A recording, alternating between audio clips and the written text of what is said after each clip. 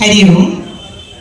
കൊല്ലം ചന്ദ്രത്തോപ്പ് ചിന്മയ വിദ്യാലയത്തിലെ വിദ്യാർത്ഥികൾ അവതരിപ്പിക്കുന്ന ഭഗവത്ഗീത ജ്ഞാനയജ്ഞത്തിലേക്ക് എല്ലാ ഭക്തജനങ്ങൾക്കും സ്വാഗതം. ആദ്യമായി ഭജനയാണ് ആരംഭിക്കുന്നത്. ഈ ഗീതാജ്ഞാനയജ്ഞം ചിന്മയയുടെ യുവജന വിഭാഗമായ ചിന്മയ യുവകേന്ദ്ര ചിക്കിന്റെ 50ാം വാർഷികത്തോടനുബന്ധിച്ചാണ് നടത്തുന്നത്. എല്ലാ ഭക്തജനങ്ങളും ഞങ്ങളോടൊപ്പം സഹകരിക്കണമെന്ന് അഭ്യർത്ഥിക്കുന്നു. ഉത്തര, നിവേദ്യ, ആയുഷ്, ദേവേഷ് കൃഷ്ണ, ദേവനാരായണൻ, അമൃത, ലക്ഷ്മി എന്നിവരാണ് ഭഗവത്ഗീത ജ്ഞാനയജ്ഞത്തിനും ഭജനയ്ക്കുമായി എത്തിയിരിക്കുന്നത്. എല്ലാവർക്കും ഒരിക്കൽ കൂടി സ്വാഗതം ആശംസിക്കുന്നു. വിനായകനേ ചിന്മയ ശ്രീ മഹാഗണപതയെ കാത്തരുളിയിടണമേ. മോദക പ്രിയനെ നിൻ തിരുനടയിൽ നാളികേരമുടയ്ക്കുമ്പോൾ മോക്ഷദായക നേർവഴി കാട്ടണേ പാർവതി നന്ദനനെ. മോദക പ്രിയനെ നിൻ തിരുനടയിൽ നാളികേരമുടയ്ക്കുമ്പോൾ മോക്ഷദായക നേർവഴി കാട്ടണേ പാർവതി നന്ദനനെ. ശങ്കരനന്ദന സുന്ദര വദന വിഘ്ന വിനായകനേ ചിന്മയ ശ്രീ മഹാഗണപതയെ കാത്തരുളിയിടണമേ. ശങ്കരനന്ദന സുന്ദര വദന വിഘ്ന വിനായകനേ ചിന്മയ ശ്രീ മഹാഗണപതയെ കാത്തരുളിയിടണമേ.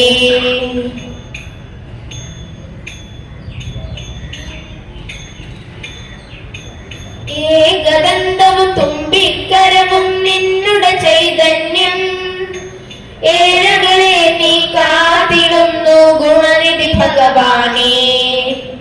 ഏകദന്തവും തുമ്പിക്കരവും നിന്നുടെ ചൈതന്യം ഏഴകളെ നീ കാത്തിടുന്നു ഗുണനിധി ഭഗവാനേ.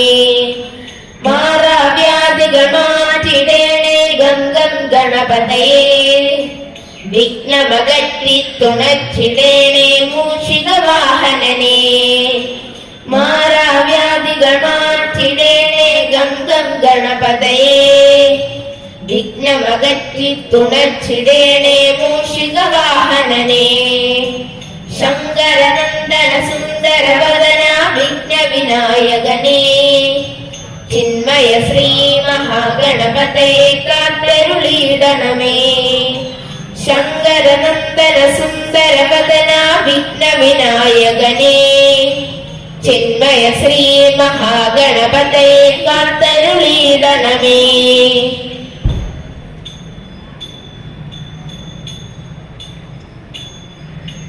ഭക്തജനപ്രിയ പ്രണവ വിനായക നിന്നെ വണങ്ങുന്നേ.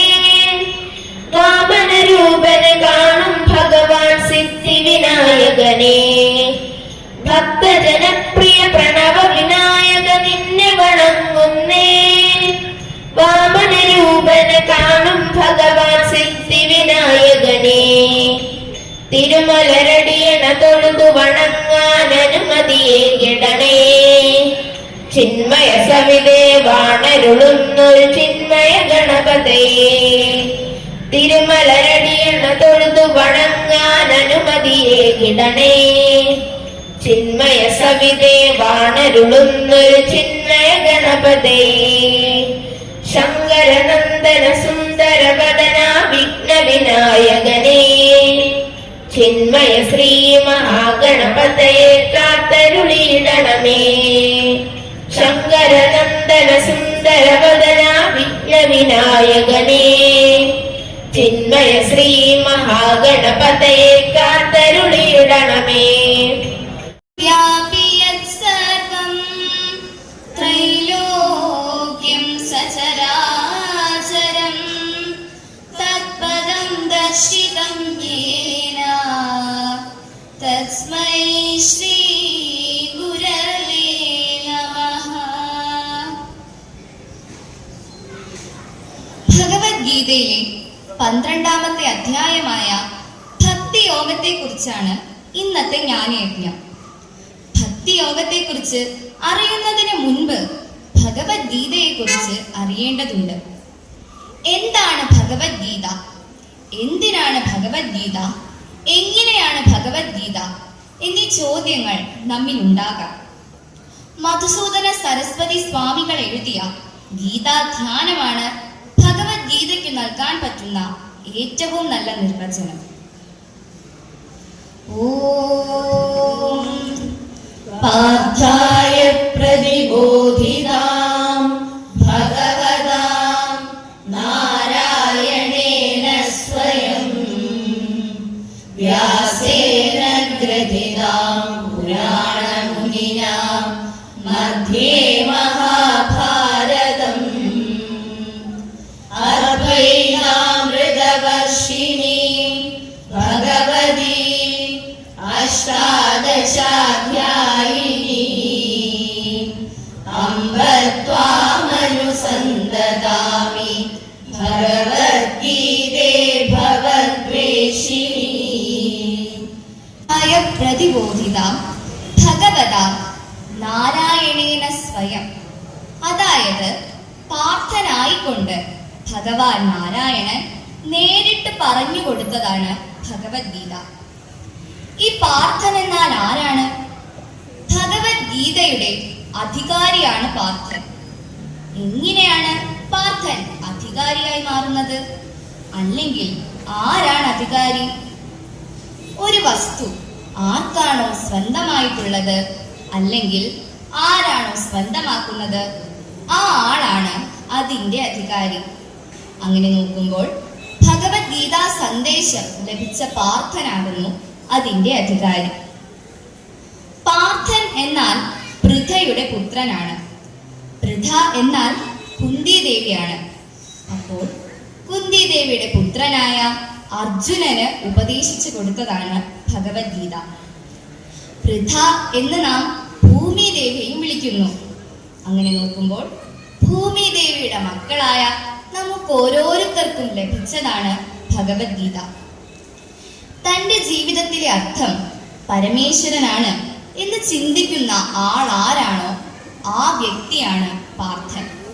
അങ്ങനെ നോക്കുമ്പോൾ പാർത്ഥൻ എന്നാൽ ഭക്തനായി മാറുന്നു.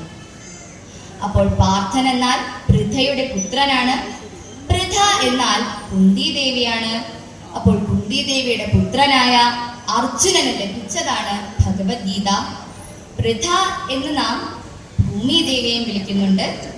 അങ്ങനെ നോക്കുകയാണെങ്കിൽ ഭൂമി ദേവിയുടെ മക്കളായ മനുഷ്യർക്ക് ഉപദേശിച്ചു കൊടുത്തതാണ് ഭഗവത്ഗീത. പരമേശ്വരനാണ് തന്റെ ജീവിതത്തിലെ അർത്ഥം എന്ന് ചിന്തിക്കുന്ന ആളാണ് പാർത്ഥൻ. അങ്ങനെ നോക്കുമ്പോൾ പാർത്ഥൻ എന്നാൽ ഭക്തനായി മാറുന്നു.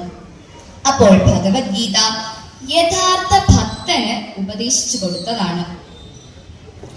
എവിടെയാണ് ഭഗവത്ഗീത?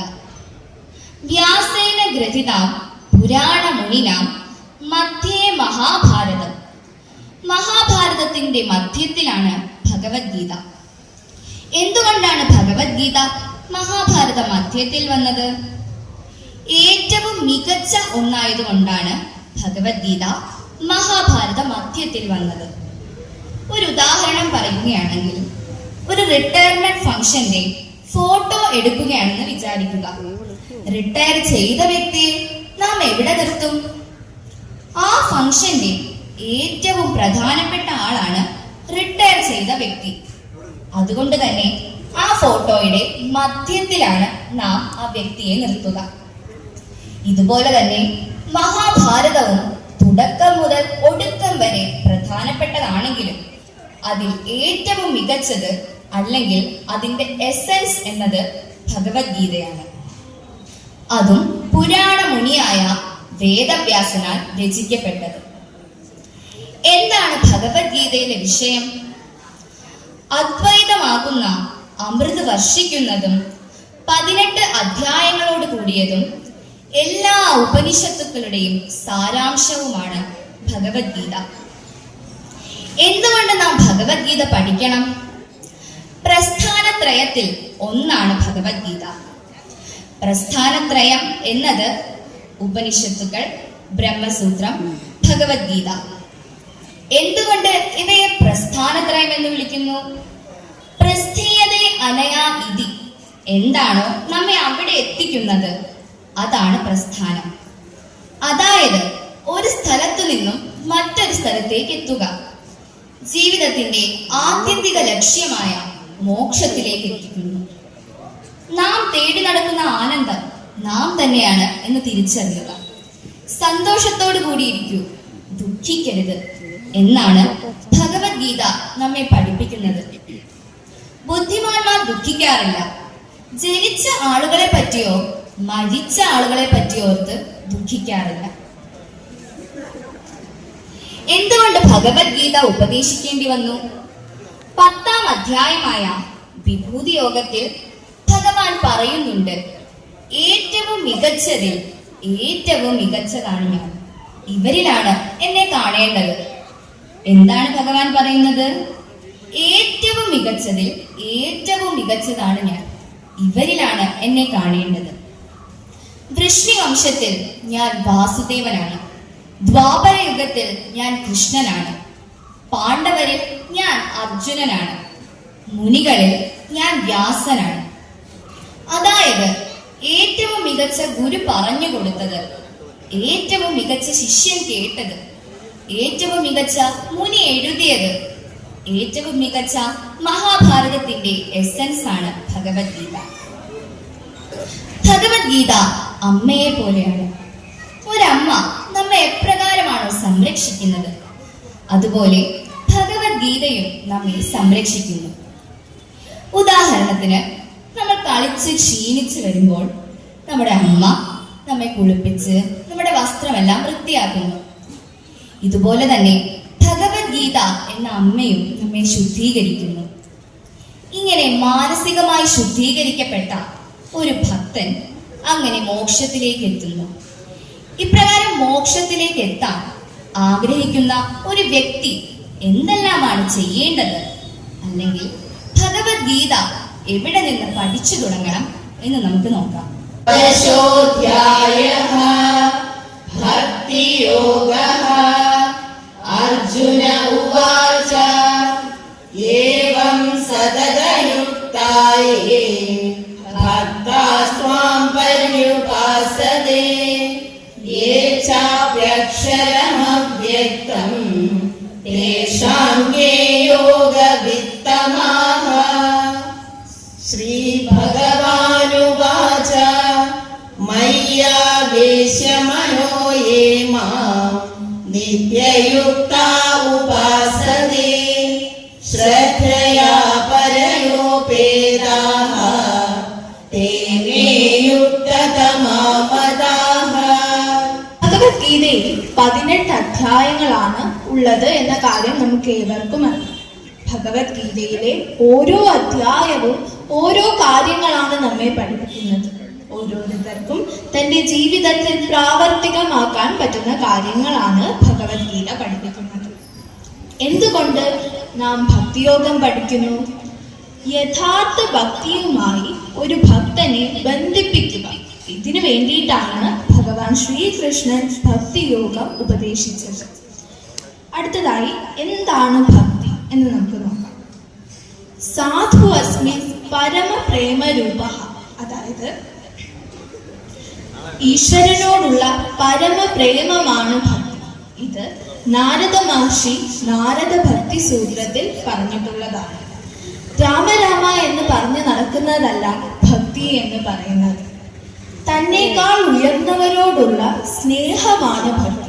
അത് രാഷ്ട്രത്തോടാവാം, ഗുരുവിനോടാവാം, ഈശ്വരനോടാവാം. ഈ ഭക്തി തന്നെയാണ് സ്നേഹം. നാം ഏവരും പ്രതിജ്ഞ ചൊല്ലാറുണ്ട്, അല്ലെ? എന്താണ് പ്രതിജ്ഞ?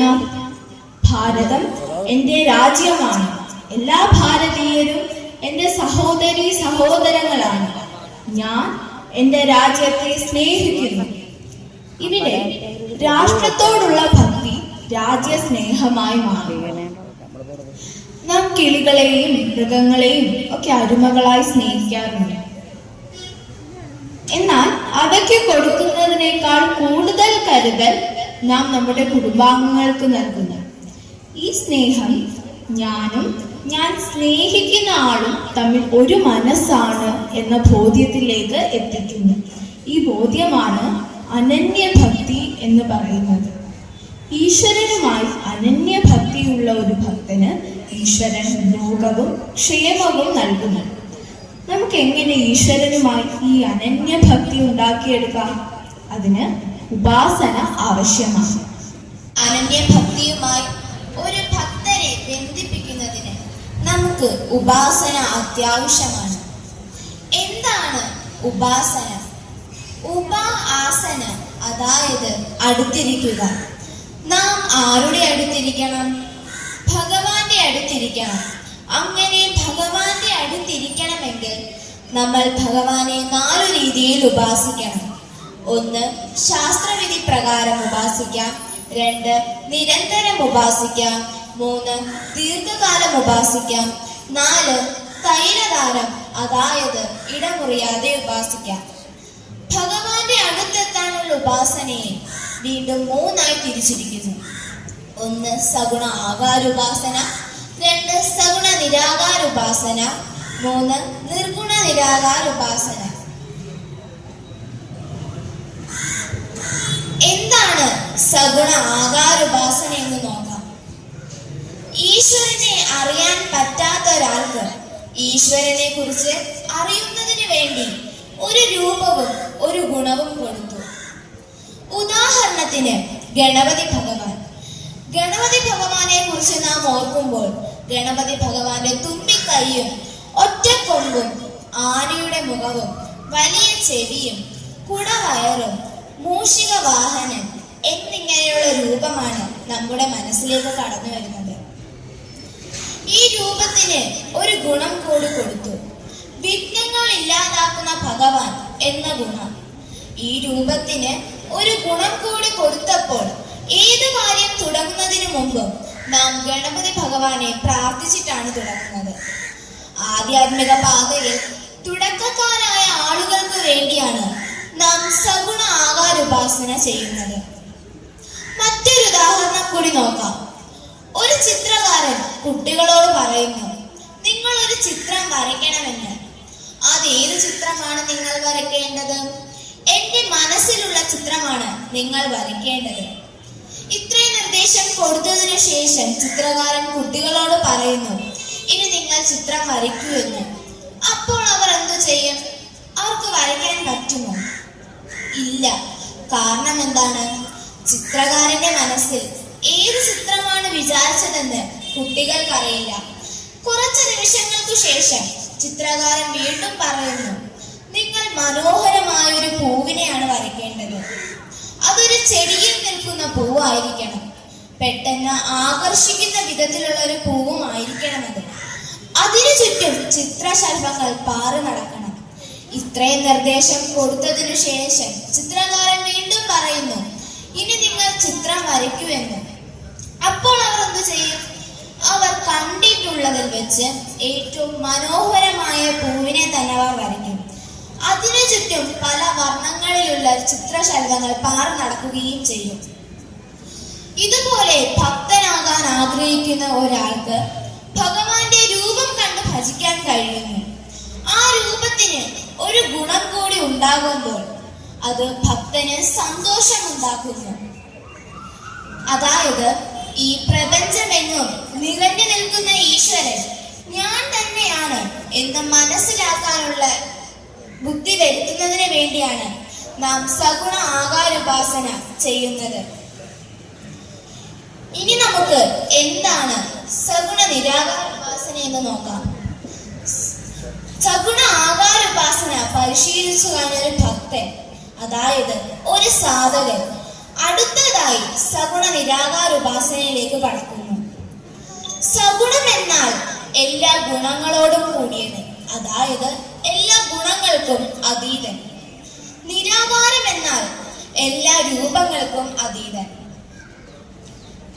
നാം സഗുണ ആകാരുപാസന എന്താണെന്നും സഗുണ നിരാകാരുപാസന എന്താണെന്നും കണ്ടു കഴിഞ്ഞു. ഇതിനെ രണ്ടിനെയും ഒത്തുചേർത്ത് സഗുണ ഉപാസന എന്ന് വിളിക്കുന്നു. ഇനി നമുക്ക് സഗുണ ഉപാസകർക്ക് വേണ്ട ഗുണങ്ങൾ എന്തെല്ലാമാണെന്ന് നോക്കാം.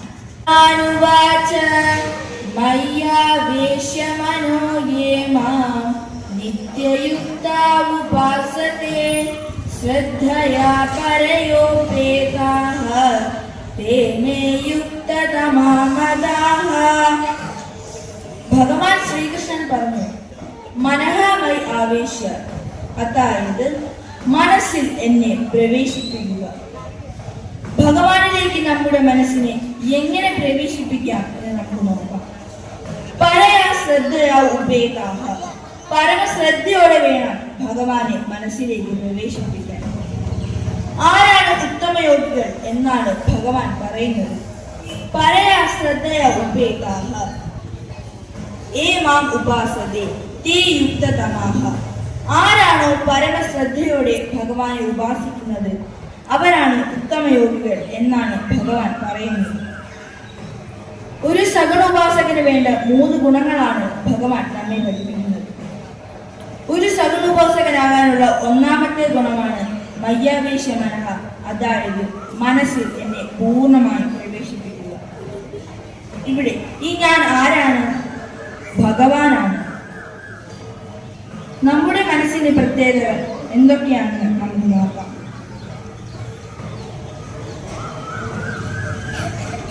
ഭഗവാനിലേക്ക് നമ്മുടെ മനസ്സിനെ പ്രവേശിപ്പിക്കണമെങ്കിൽ നമ്മൾ ഭഗവാനുമായി കൂടുതൽ അടുക്കണം.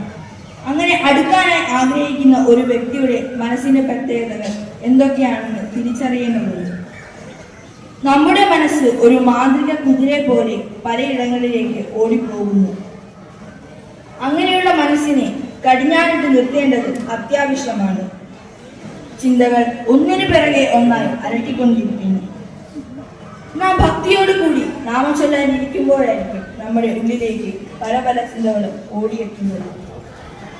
വീടിന്റെ ലോൺ എങ്ങനെ അടയ്ക്കും? പത്രക്കാരന് പൈസ കൊടുത്തിട്ടില്ല, പാൽക്കാരന് പൈസ കൊടുക്കണം, കുട്ടികളുടെ ഫീസ് അടച്ചിട്ടില്ല. ഇങ്ങനെയുള്ള 100 ചിന്തകളായിരിക്കും നമ്മുടെ ഉള്ളിലേക്ക് ഓടിയെത്തുന്നത്. ചിന്തകൾ അലട്ടിക്കൊണ്ടിരിക്കുന്ന മനസ്സിനെ കടിഞ്ഞാണിട്ട് നിർത്താനായി നാം ഒന്നാമതായി ചെയ്യേണ്ടത് എല്ലാ കർമ്മങ്ങളും ഈശ്വരാർപ്പണമായി ചെയ്യുക. അടുത്തതായി പരമാത്മാവിനെ തന്നെ പരമലക്ഷ്യമായി കരുതുക. ഭഗവത് ഭക്തി വളർത്തുക. മറ്റൊന്നിനും ആസക്തനാകാതിരിക്കുക. ഒരു ജീവിയെ വെറുക്കാതിരിക്കുക. ഈ 5 ഗുണങ്ങളും വളർത്തിയെടുക്കുന്ന ഒരു സഗുണോപാസകനെ മനസ്സിനെ കടിഞ്ഞാണിട്ട് നിർത്താൻ കഴിയും. ഭഗം എന്നാൽ ഗുണങ്ങൾ, അതായത് ഐശ്വര്യം, വീര്യം, ശ്രീ, യശസ്, ജ്ഞാനം, വൈരാഗ്യം. വൈരാഗ്യം എന്നാൽ വിഗതരാഗം, ഒന്നിനോടും പ്രത്യേകിച്ച് ഒരിഷ്ടം തോന്നാതിരിക്കുക. ഭഗവാനിലുള്ള ഈ 6 ഗുണങ്ങളും ആർക്കുണ്ടാക്കിയെടുക്കുവാൻ കഴിയുമോ ആ സഗുണോപാസകനാണ് ഈശ്വരനിൽ എത്തുന്നത്. അതായത് ഭഗവാനിലുള്ള 6 ഗുണങ്ങളും ഭക്തരിലും ഉണ്ടാക്കിയെടുക്കുക. ഒരു സഗുണോപാസകനാകാനുള്ള 3ാമത്തെ ഗുണമാണ് പരമമായ ശ്രദ്ധ. പരമമായ ശ്രദ്ധ എന്നാൽ വിശ്വാസവും അറിയാനുള്ള ആഗ്രഹവുമാണ്. ഒരു ഉദാഹരണത്തിന്, ഒരമ്മ തന്റെ കുഞ്ഞിനെ തൊട്ടിലിൽ കിടത്തി ഉറക്കിയതിനു ശേഷം എന്തെങ്കിലും ജോലി ചെയ്യുന്നു എന്ന് വിചാരിക്കുക. ആ ജോലി ചെയ്തുകൊണ്ടിരിക്കുമ്പോഴും അമ്മയുടെ ശ്രദ്ധ കുഞ്ഞിലുണ്ടായിരിക്കും. അതായത് കുഞ്ഞ് അനങ്ങുന്നുണ്ടോ, കുഞ്ഞ് കരയുന്നുണ്ടോ. ഭക്തിയുമായി യോഗം ചെയ്തതിനു വേണ്ടി ഉപാസന ആവശ്യമാണെന്ന് കണ്ടു. ഉപാസന എന്നാൽ ആസന, അതായത് അടുത്തിരിക്കുക. നാം ആരുടെ അടുത്തിരിക്കണം? നാം ഭഗവാന്റെ അടുത്തിരിക്കണം. ഭഗവാന്റെ അടുത്തിരിക്കുന്നതിന് വേണ്ടി 3 രീതിയിൽ നമുക്ക് ഉപാസിക്കാം എന്ന് കണ്ടു. 1 സഗുണ ആകാരുപാസന, 2 സഗുണ നിരാകാരുപാസന, 3 നിർഗുണ നിരാകാരുപാസന. സഗുണ ആകാരുപാസനയിൽ ആചാര്യന്മാർ ഒരു രൂപവും ഒരു ഗുണവും കൊടുത്തു. സഗുണ ആകാരുപാസന ചെയ്തൊരാൾക്ക് സഗുണ നിരാകാരുപാസന ചെയ്യാൻ കഴിയും. എന്താണ് സഗുണ നിരാകാരുപാസന? സഗുണ ആകാരുപാസനയിൽ നാം എന്ത് കണ്ടു? ഒരു രൂപവും ആ രൂപത്തിനൊരു ഗുണവും കണ്ടു. സഗുണ നിരാകാരുപാസനയിൽ എത്തുമ്പോൾ ഈശ്വരന് രൂപമില്ല, ഗുണമുണ്ട്. അതായത് ഈശ്വരൻ സർവവ്യാപിയാണെന്ന് നാം മനസ്സിലാക്കുന്നു. സഗുണ ആകാരുപാസനയും സഗുണ നിരാകാരുപാസനയും ചെയ്തൊരു ഭക്തന് അടുത്ത ഘട്ടമായ നിർഗുണ നിരാകാരുപാസന ചെയ്യും. നിർഗുണം എന്ന വാക്കിന്റെ അർത്ഥം എന്താണെന്ന് നോക്കാം. നിർഗുണം എന്നാൽ എല്ലാ ഗുണത്തിനും അതീതമായിട്ടുള്ളത്. നിരാകാരം എന്നാൽ എല്ലാ രൂപത്തിനും അതീതമായിട്ടുള്ളത്. നിർഗുണ നിരാകാര ഉപാസന എന്നാൽ എല്ലാ ഗുണത്തിനും എല്ലാ രൂപത്തിനും അതീതമായിട്ടുള്ള ഈശ്വരനെ ഉപാസിക്കുക എന്നതാണ്. നിർഗുണ ഉപാസകർ ആകണമെങ്കിൽ ഉണ്ടാകേണ്ട ഗുണങ്ങൾ എന്തെല്ലാമാണെന്ന് നോക്കാം. അക്ഷര ബ്രഹ്മത്തെ ഉപാസിക്കാൻ കഴിയുന്നത് ആർക്ക്? അക്ഷര ബ്രഹ്മത്തെ ഉപാസിക്കാൻ കഴിയുന്ന ഒരു ഭക്തന് ആദ്യമായി വേണ്ട ഗുണമാണ് സർവഭൂത ഹിതേരഥാഹ. എല്ലാ ജീവജാലങ്ങളെയും ഹിതത്തെ അല്ലെങ്കിൽ നന്മയെ കേട്ട് ജീവിക്കുക. എല്ലാ ജീവജാലങ്ങളും ഒന്നു തന്നെയാണ്. നാം നമ്മെ സ്വയം എങ്ങനെ സ്നേഹിക്കുന്നു അതുപോലെ ഈ പ്രപഞ്ചത്തിലെ സകല ജീവജാലങ്ങളെയും സ്നേഹിക്കുക. രണ്ടാമത് വേണ്ട ഗുണമാണ് സർവത്ര സമബുദ്ധയാഹ. എല്ലായിടത്തും ഈശ്വരനെ കാണാൻ കഴിയുന്നു. മണ്ണിലും വിണ്ണിലും തൂണിലും തുരുമ്പിലും ദൈവമിരിക്കുന്നു. അവൻ കരുണാമയനായി കാവൽ വിളക്കായി കരളിലിരിക്കുന്നു. ഈ ഗാനം നിങ്ങൾ കേട്ടിട്ടില്ലേ? പ്രപഞ്ചത്തിലെ ഓരോ ജീവജാലങ്ങളിലും ഓരോ മുക്കിലും മൂലയിലും ഈശ്വര ചൈതന്യത്തെ നമുക്ക് ദർശിക്കാൻ കഴിയുന്നു. അവയെല്ലാം ഒരേ മനസ്സോടെ കാണാനും നമുക്ക് സാധിക്കും. മാനമായാലും അപമാനമായാലും നിന്ദയായാലും സ്തുതിയായാലും അവയെല്ലാം ഒരേ മനസ്സോടെ നമുക്ക് കാണാനുള്ള കഴിവ് ഉണ്ടാക്കിയെടുക്കുക. ഇനി മൂന്നാമത്തെ ഗുണമാണ് ഇന്ദ്രിയ ഗ്രാമ സംയമനം. ഇന്ദ്രിയ കൂട്ടങ്ങളെ നിയന്ത്രിക്കുക. ഇന്ദ്രിയങ്ങൾ എന്നാൽ പഞ്ചേന്ദ്രിയങ്ങളെ നിയന്ത്രിക്കുക. പ്രകൃതിയിൽ നിന്നും കണ്ടും കേട്ടും പഠിച്ച ഒരാളാണ് അവധൂതൻ. അവധൂതൻ എഴുതിയ ഗീതയാണ് അവധൂത ഗീത. അവധൂത ഗീത എവിടെയാണുള്ളത്? അത് ഭാഗവതത്തിലാണുള്ളത്. ഇന്ദ്രിയങ്ങൾ ഓരോ ജീവജാലങ്ങളെയും ഇങ്ങനെ വിനാശകാരിയാകുന്നു എന്ന് അവധൂത ഗീതയിൽ പറയുന്നുണ്ട്. ആന ഒരു പിടിയാനയുടെ രൂപം കാണുകയാണെങ്കിൽ അവിടെ ചെന്ന് മുട്ടി ഉരസും. അപ്പോൾ ആ ആന കുഴിയിൽ വീഴുന്നു. അവിടെ ആനയുടെ ത്വക്ക് വിനാശകാരിയാകുന്നു. മീനാകട്ടെ മീനിനെ പിടിക്കാൻ ഒരു ഇരയെ കോർത്തിടുന്നു. അത് കാണുമ്പോൾ മീനിന് ഭയങ്കര സന്തോഷമാണ്. അവിടെ നാവ് വിനാശകാരിയാകുന്നു. മാനാകട്ടെ ഒരു ശബ്ദം കേൾക്കുമ്പോൾ ആ ഇടത്തു നിന്ന് ആ ശബ്ദം കേൾക്കുന്നിടത്തേക്ക് പോകുന്നു. അവിടെ ചെവി വിനാശകാരിയാകുന്നു. ഈ ജീവജാലങ്ങൾക്കെല്ലാം ഓരോ ഇന്ദ്രിയങ്ങളാണുള്ളത്. എന്നാൽ മനുഷ്യർക്കാകട്ടെ 5 ഇന്ദ്രിയങ്ങളുണ്ട്. അവയെല്ലാം നിയന്ത്രിക്കാൻ കഴിയണം. അങ്ങനെ കഴിവ് നേടുന്ന ഒരാൾക്കാണ് അക്ഷര ബ്രഹ്മത്തെ അല്ലെങ്കിൽ നിർഗുണോപാസന ചെയ്യാൻ കഴിയുന്നത്. സഗുണോപാസനയെ കുറിച്ചും നിർഗുണോപാസനയെ കുറിച്ചും കേട്ടു കഴിയുമ്പോൾ നമുക്കൊരു സംശയം തോന്നാം. സഗുണോപാസന ചെയ്യാതെ നേരിട്ട് നിർഗുണോപാസന ചെയ്തുകൂടെ എന്ന്. അതിനും ഭഗവാൻ ഒരു മറുപടി നൽകുന്നുണ്ട്. സഗുണോപാസന ചെയ്യാതെ നേരിട്ട് നിർഗുണോപാസന ചെയ്യുന്നവർക്ക് ക്ലേശം അധികതരമായിരിക്കും. ഒരു ഉദാഹരണം നോക്കാം. 1-ാം ക്ലാസ് മുതൽ 10-ാം ക്ലാസ് വരെ ഒന്നും പഠിക്കാതെ വരുന്ന ഒരു വ്യക്തിയോട് 1-ാം ക്ലാസ് ആണോ 10-ാം ക്ലാസ് ആണോ പ്രയാസം എന്ന് ചോദിച്ചാൽ അയാൾ രണ്ടും ടഫായിരിക്കും എന്ന് പറയുന്നത്. എന്നാൽ 1-ാം ക്ലാസ് മുതൽ നന്നായി പഠിച്ചു വരുന്ന കുട്ടിക്ക് 10-ാം ക്ലാസ് എളുപ്പമായിരിക്കും. അതുപോലെ സഗുണോപാസനയിലൂടെ നിർഗുണോപാസനയിൽ എത്തുന്ന ഒരാൾക്ക് പ്രയാസം കുറവായിരിക്കും. സഗുണോപാസനയിലൂടെ നിർഗുണോപാസനയിൽ എത്തിയവർ ഈ ലോകത്തെ എങ്ങനെ നോക്കിക്കാണുന്നു? സർവകർമ്മങ്ങളും ഭഗവാന് വേണ്ടി സമർപ്പിക്കുക. നാം ഏറ്റവും മികച്ച രീതിയിൽ കർമ്മങ്ങൾ ചെയ്യുക. ഭഗവാൻ മാത്രമാണ് ലക്ഷ്യം. ഏറ്റവും മികച്ചതായിരിക്കണം ലക്ഷ്യം. മാം ദായന്താഹ, മികവിനെ മാത്രം ചിന്തിക്കുക. ഇങ്ങനെയുള്ളവർക്ക് ലഭിക്കുന്ന ഫലവും മികച്ചതായിരിക്കും. എല്ലാ ദുഃഖത്തിൽ നിന്നും മോചിപ്പിക്കും. ഉപാസകന് ഉണ്ടാകേണ്ട ഗുണങ്ങൾ നാം കണ്ടുകഴിഞ്ഞു. സഗുണ ഉപാസകർ ഭഗവാനെ എത്തിച്ചേരും ഇന്നും നാം കണ്ടു. അപ്പോൾ നമുക്കൊരു സംശയം തോന്നാം, നിർഗുണ ഉപാസകർ ഭഗവാനിൽ എത്തിച്ചേരുകയില്ലേ എന്ന്. അതിനും ഭഗവാൻ മറുപടി നൽകണം. ഏത്വക്ഷരമനിർദ്ദേശ്യം അവ്യക്തം പര്യുപാസതേ സർവത്ര ഗമചിന്യം ച കൂടസ്ഥമചലം ധ്രുവം സംനിയമ്യേന്ദ്രിയഗ്രാമം സർവത്ര സമബുദ്ധയഃ തേ പ്രാപ്നുവന്തി മാമേവ സർവഭൂതഹിതേ രതാഃ. ഒരു നിർഗുണ ഉപാസകൻ അക്ഷരബ്രഹ്മത്തെ ഈ രീതിയിൽ ഉപാസിച്ചാൽ നമുക്ക് ഭഗവാനിലേക്ക് എത്തിച്ചേരാം. എന്താണ് അക്ഷരബ്രഹ്മം? അക്ഷരം എന്നാൽ നശിക്കാത്തത് എന്നാണ് അർത്ഥം. ജനിക്കുന്നതാണ് നശിക്കുന്നത്, ജനിക്കാത്തത് നശിക്കുന്നില്ല. അപ്പോൾ അക്ഷരം എന്ന വാക്കിന് ജനന മരണങ്ങളില്ലാത്തത് അല്ലെങ്കിൽ നിത്യമായത് എന്ന അർത്ഥം ലഭിക്കുന്നു. അപ്പോൾ പരമാത്മാവ് നിത്യമാണ്. ഈ പരമാത്മാവ് അവ്യക്തമാണ്. അതായത് നമ്മുടെ ഇന്ദ്രിയങ്ങളെ കൊണ്ട് ഈ അക്ഷരബ്രഹ്മത്തെ അറിയാൻ കഴിയില്ല. അക്ഷരബ്രഹ്മം സർവത്രകമാണ്.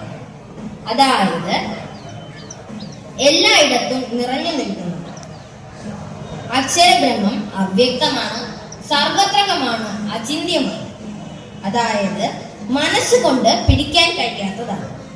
ഉദാഹരണത്തിന്, രണ്ട് കൈകൾക്കിടയിലുള്ള സ്ഥലത്ത് നമുക്കൊരു വസ്തുവിനെ വെക്കാൻ കഴിയും. എന്നാൽ ഈ പ്രപഞ്ചം മുഴുവൻ നിറഞ്ഞു നിൽക്കുന്ന അക്ഷരബ്രഹ്മത്തെ നമുക്ക് മനസ്സുകൊണ്ട് കണ്ടുപിടിക്കാൻ കഴിയില്ല. ഈ അക്ഷരബ്രഹ്മം കൂടസ്ഥമാണ്, അതായത് മാറ്റമില്ലാത്തതാണ്. ഉദാഹരണത്തിന്, ഒരു ലോഹ പണിക്കാരൻ തന്റെ കയ്യിലെ കൂടം ഉപയോഗിച്ച് ലോഹ കഷ്ണങ്ങളെ വിവിധ രൂപങ്ങളിലാക്കുന്നു. ലോഹ കഷ്ണങ്ങൾക്ക് പല രൂപങ്ങൾ ഉണ്ടാകും. എന്നാൽ ആ കൂടത്തിന് യാതൊരു മാറ്റവും സംഭവിക്കുന്നില്ല. ഇതുപോലെ യാതൊരു മാറ്റവും ഇല്ലാത്ത നമ്മുടെ മനസ്സിനെ മാറ്റം വരുത്താൻ അക്ഷരബ്രഹ്മത്തിന് സാധിക്കുന്നു. ഈ അക്ഷരബ്രഹ്മം അചലവും ധ്രുവവുമാണ്. അചലം എന്നാൽ ഇളക്കമില്ലാത്തത്, അതായത് ചലനമില്ലാത്തത്. ഏതൊരു വസ്തുവിനെയും ഒരിടത്തു നിന്നും മറ്റൊരിടത്തേക്ക് മാറ്റിവെക്കാൻ സാധിക്കും. ഉദാഹരണത്തിന്, എന്റെ കയ്യിലിരിക്കുന്ന ഈ പുസ്തകം എനിക്ക് ഇവിടെ നിന്ന് മറ്റൊരിടത്തേക്ക് മാറ്റിവെക്കാൻ സാധിക്കും. കാരണം അത് മാറ്റിവെക്കാനുള്ള സ്ഥലം മറ്റൊരിടത്തുണ്ട്. എന്നാൽ ഈശ്വരൻ സർവവ്യാപിയാണ്. അതുകൊണ്ട് തന്നെ ഒരു സ്ഥലത്തു നിന്നും മറ്റൊരു സ്ഥലത്തേക്ക് മാറ്റിവെക്കാൻ പറ്റില്ല. എല്ലാ ജീവജാലങ്ങളിലും ഈശ്വര ചൈതന്യം നിറഞ്ഞു നിൽക്കുന്നു എന്ന് മനസ്സിലാക്കുന്നതിന് വേണ്ടിയാണ് അചലമാണ് അക്ഷരബ്രഹ്മം എന്ന് പറഞ്ഞിരിക്കുന്നത്. ഈ അക്ഷരബ്രഹ്മം ശാശ്വതമാണ്. അതുകൊണ്ട് തന്നെ ഇത് യാതൊരു പരിണാമങ്ങൾക്കും വിധേയമാകുന്നില്ല. അക്ഷരബ്രഹ്മത്തെ നമുക്ക് എങ്ങനെ ഉപാസിക്കാം, അല്ലെങ്കിൽ നിർഗുണ ഉപാസകന് ഉണ്ടാകേണ്ട ഗുണങ്ങൾ എന്തെല്ലാമാണെന്ന് നമുക്ക് നോക്കാം. ഒന്നാമതായി വേണ്ട ഗുണമാണ് സർവഭൂത ഹിതേരത. അതായത് എല്ലാ ജീവജാലങ്ങളുടെയും ഹിതത്തെ അല്ലെങ്കിൽ നന്മയെ കരുതി ജീവിക്കുക. എല്ലാ ജീവജാലങ്ങളിലും ഒരു ഈശ്വര ചൈതന്യം തന്നെയാണ് കുടികൊള്ളുന്നത് എന്ന് മനസ്സിലാക്കുന്നു. ഉദാഹരണത്തിന്, ചിലപ്പോൾ